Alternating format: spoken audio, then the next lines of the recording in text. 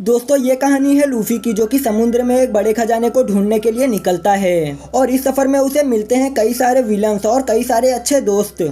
अब क्या लूफी उन खजाने को ढूंढ पाएगा और कैसे होगा उसका ये समुद्री एडवेंचर, चलिए देखते हैं इस पूरी कहानी में। तो कहानी की शुरुआत होती है, हमें पायरेट्स यानी कि समुद्री लुटेरों के एक दुनिया को दिखाया जाता है जहाँ का सबसे बड़ा पायरेट गोल्ड रोजर होता है। लेकिन गोल्ड रोजर को आज पकड़ लिया गया है और मरीन फोर्स यानी कि समुद्री सैनिकों के वाइस एडमिरल गार को उसे सभी लोगों के सामने मारने लाते हैं ताकि अब कोई भी पायरेट बनने के बारे में न सोचे और इस दुनिया से सभी पायरेट खत्म हो जाएं। मगर ऐसा नहीं होता क्योंकि गोल्ड रोजर अब तक का सबसे बड़ा पायरेट था और उसने अपनी पूरी जिंदगी में काफी सारा खजाना इकट्ठा कर कहीं पर छुपा दिया था। गोल्ड रोजर बताता है कि उसने समुद्र में काफी सारा खजाना छुपा कर रखा है। गोल्ड रोजर सबसे कहता है कि समुद्र में जाओ और मेरा खजाना ढूंढ कर दिखाओ और ये सुनकर लोगों में खजाने को ढूंढने का एक जज्बा पैदा हो जाता है। तभी गार्क ये देखकर तुरंत गोल्ड रोजर को मरवा देता है। मगर अब कई सारे लोग गोल्ड रोजर का खजाना ढूंढने के लिए समुद्र में जाकर पायरेट्स बनने लगते हैं। मतलब कि गार्क का पूरा प्लान उल्टा हो गया। वो चाहता था कि पायरेट्स खत्म हो जाए, लेकिन गोल्ड रोजर के मरने के बाद पायरेट का एक नया युग शुरू हो गया और सभी पायरेट्स गोल्ड रोजर के खजाने को, जिसे वन पीस कहा जाता है, उसे ढूंढने निकल गए। अब कहानी 22 साल आगे आती है जहां हमें एक लड़के मंकी डी लूफी को दिखाया जाता है। लूफी गोल्ड रोजर के खजाने यानी कि वन पीस को ढूंढकर पूरे समुद्र का सबसे बड़ा पायरेट बनना चाहता है, इसलिए वो अपने सफर में निकल चुका है। लेकिन अब पहले ही दिन जिस बोट में वो बैठा था उसमें पानी आने लगता है। लूफी एक ड्रम में घुस जाता है और पानी में डूबने से बच जाता है, मगर फिर उसका ड्रम पानी में तैरते हुए दो पायरेट्स के जहाजों के पास पहुंच जाता है जिनके बीच आपस में लड़ाई हो रही थी। जहां बड़े जहाज की कैप्टन अलविदा होती है जिसके ऊपर मरीन फोर्स ने काफी सारे पैसों का इनाम रखा था। अलविदा अपने साथियों के साथ मिलकर दूसरे जहाज के लोगों को मारकर बंदी बना लेती है। फिर अलविदा के साथी दूसरे जहाज का सामान लूटकर अपने जहाज पर ले आते हैं। इसी बीच ये लोग उसी ड्रम को भी उठाकर अपने जहाज में ले आते हैं जिसमें लूफी छुपा हुआ था। फिर जब रात में सब सो रहे थे तो लूफी बाहर आता है। लूफी को यहाँ एक लड़का कोबी मिलता है जो कि उसे देखकर डर जाता है। लूफी उसे शांत कराता है और कहता है कि वो उसे नहीं मारेगा। फिर लूफी कोबी को बताता है कि वो भी एक पायरेट है। कोबी कहता है कि तुम कोई पायरेट नहीं लगते हो। इस पर लूफी कहता है कि सारे पायरेट्स बुरे नहीं होते हैं। अब इसी बीच हम लूफी के पास्ट को देखते हैं जहाँ हमें पता चलता है कि लूफी बचपन से ही एक पायरेट्स बनना चाहता था और लूफी को सेंक्स नाम का एक पायरेट बहुत पसंद था और लूफी सेंक को अपना हीरो मानता था। अब जब सेंक अपने साथियों के साथ इस आइलैंड पर वापस आता है तो लूफी सेंक से कहता है उसे भी अपने टीम में शामिल करने के लिए, मगर सेंक उससे कहता है कि तुम अभी लुटेरे बनने के लिए तैयार नहीं हो, यह काम काफी खतरनाक है। मगर यह सुनकर लूफी जहाज के एक ऊंची जगह पर जाता है और सबके सामने अपने चेहरे पर चाकू से एक निशान बनाता है ताकि वो सबको दिखा सके कि वो अब बच्चा नहीं है। अब प्रेजेंट टाइम में कोबी ये सब सुनकर लूफी से कहता है कि तुम एक पायरेट बनने का सपना कैसे देख सकते हो। इस पर लूफी कहता है कि पायरेट्स बनकर हम समुद्र में अपने साथियों के साथ एडवेंचर कर सकते हैं और हम पायरेट्स बिल्कुल आजाद होते हैं। कोबी भी आजाद होना चाहता था, लेकिन वो कहता है कि इस जहाज की कप्तान अलविदा उसे आजाद नहीं होने देगी।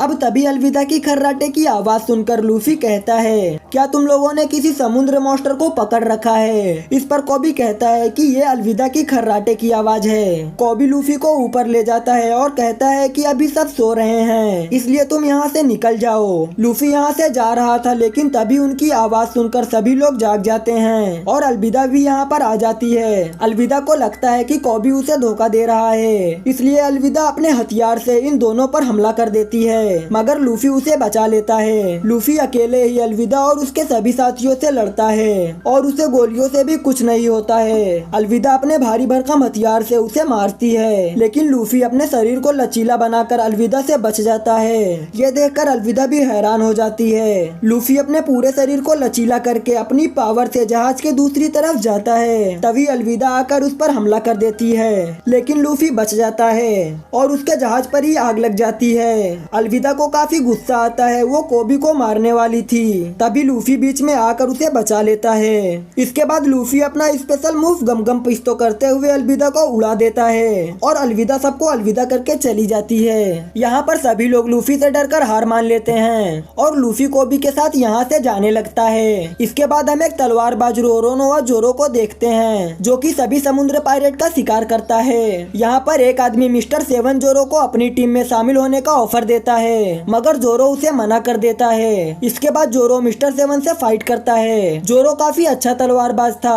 और वो अपने दोनों तलवार की मदद से मिस्टर सेवन के 2 टुकड़े कर देता है और फाइट में जीत जाता है। वहीं लूफी और कोबी उस जहाज से निकल चुके थे।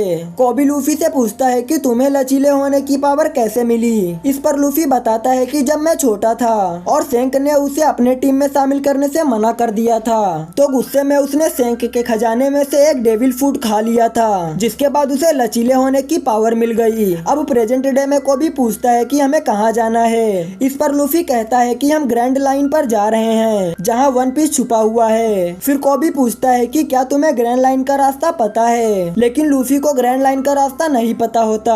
अब यही कोबी बताता है कि उसका भी एक सपना है, वो मरीन ऑफिसर बनना चाहता है और कमजोर लोगों की मदद करना चाहता है। ये सुनकर लूफी कहता है तो ठीक है, हम पास के ही मरीन बेस पर चलते हैं, वहाँ से मुझे ग्रैंड लाइन का मैप मिलेगा और तुम वहाँ मरीन बनने के लिए रुक जाना। जिसके बाद ये दोनों मरीन बेस पर जाने लगते हैं। इसी दौरान हम एक लड़की नामी को देखते हैं जो कि एक छोटी सी बोट पर मर रही थी। तभी उसे एक बड़ी बोट दिखती है जिसमें 2 आदमी थे। नामी उनसे मदद मांगती है लेकिन नामी देखती है कि ये दोनों तो लुटेरे हैं, इसलिए नामी अपने पास रखे एक बॉक्स को छुपाने लगती है। ऐसा लगता है कि उसमें कोई खास खजाना है और ये देखकर वो दोनों लुटेरे अपनी बोट से उतरकर नामी की बोट में आते हैं और उस बॉक्स को खोलने लगते हैं। लेकिन जब वो दोनों बॉक्स खोलते हैं तो उसमें कुछ भी नहीं होता और यहाँ पर नामी उनकी बोट चुरा लेती है। इसके बाद नामी भी पास ही के मरीन बेस पर आ जाती है। यहीं कोबी और लूफी एक बार में खाना खा रहे थे और यहीं जोरो भी आ चुका था। यहाँ एक छोटी लड़की जोरो के लिए राइस बॉल बनाकर लाती है, लेकिन यहाँ के मरीन कैप्टन मॉर्गन का बेटा हेलमेपो आकर उन्हें गिरा देता है और फिर लड़की से बदतमीजी से बात करता है। ये देखकर जोरो उसे माफी मांगने को कहता है, लेकिन वो अपनी तलवार निकाल लेता है। तभी जोरो उससे फाइट करता है और तभी और मरीन ऑफिसर आकर जोरो पर हमला कर देते हैं, लेकिन जोरो उन सबको बिना तलवार निकाले ही हरा देता है। तभी मौके का फायदा उठाकर नामी भी एक मरीन ऑफिसर को बेहोश करके कोने में ले जाती है। यहाँ कोबी एक टेबल के नीचे छुपा हुआ था और लूफी मजे से फाइट देख रहा था। यही जोरो मरीन सैनिकों को मारकर कैप्टन के बेटे को मारने वाला था। तभी वो कहता है कि मुझे छोड़ दो, तुम जो मांगोगे मेरे डैड तुम्हें दे देंगे। ये सुनकर जोरो अब मरीन कैप्टन के पास अपना इनाम लेने आता है क्योंकि वो पायरेट को मारता था, लेकिन मॉर्गन उसे इनाम देने के लिए कहता है कि तुम्हें मेरे पास 7 दिनों के लिए कैद रहना होगा। ये सुनकर जोरो कहता है कि मुझे कैद करने की कोशिश की तो सबसे पहले तुम्हारा पिल्ला मरेगा।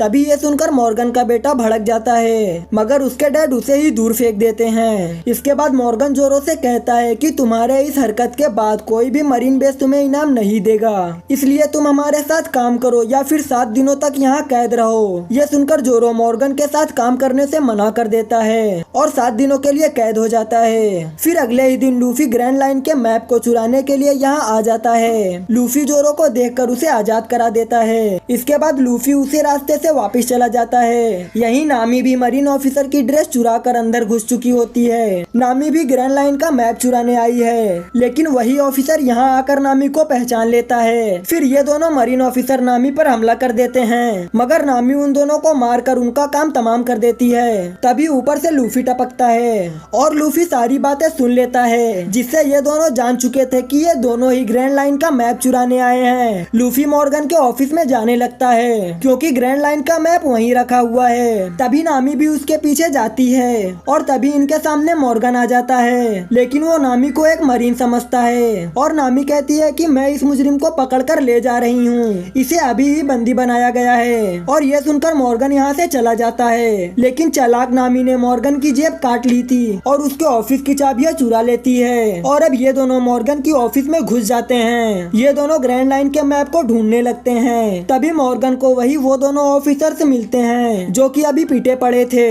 वो दोनों मॉर्गन को बताते हैं कि वो लाल बालों वाली लड़की घुसपैठिया है। यह सुनकर मॉर्गन यहाँ इमरजेंसी अलार्म बजवा देता है। दूसरी तरफ लूफी और नामी को वही तिजोरी मिल चुकी चुकी थी जिसमें ग्रैंड लाइन का मैप रखा है, लेकिन नामी से वो तिजोरी नहीं खुलती।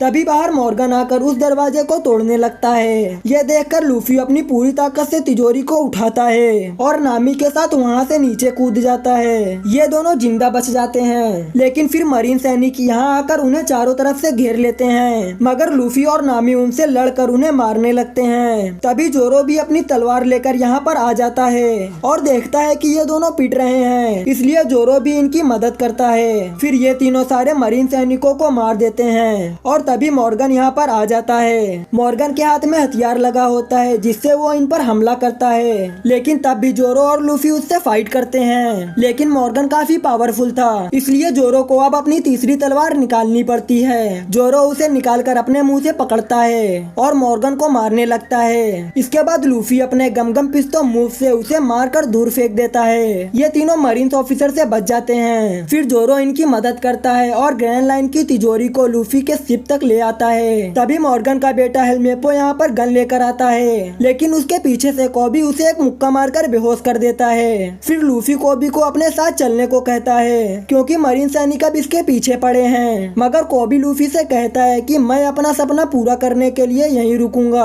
और एक अच्छा मरीन सैनिक बनूंगा। अब ये सुनकर लूफी जोरो और नामी के साथ इस बोट को लेकर निकल जाता है। दूसरी तरफ हम फिर से गार्क को देखते हैं जिन्होंने 22 साल पहले गोल्ड रोजर को पकड़ा था। जब गार्क को पता चलता है कि मरीन बेस से कोई उनका ग्रैंड लाइन का मैप चुरा कर ले गया, तो ये जानकर गार्क उसी बेस पर आने लगते हैं। इसके बाद हम एक जोकर को देखते हैं जो कि उसे भी ग्रैंड लाइन का मैप चाहिए और उसे पता चलता है कि उसे कोई 3 लोगों ने चुरा लिया है, इसलिए वो अपने लोगों को लूफी के पास मैप चुराने भेजता है। एंड इसी के साथ वन पीस का ये एपिसोड यहीं पर खत्म हो जाता है। सेकंड एपिसोड को देखने के लिए चैनल को सब्सक्राइब करना मत भूलना। एंड ये मेरे चैनल का फर्स्ट वीडियो है। वीडियो पसंद आया तो वीडियो को लाइक करना और कमेंट में बताना वीडियो कैसा लगा। मिलते हैं अगले वीडियो में, तब तक के लिए बाय।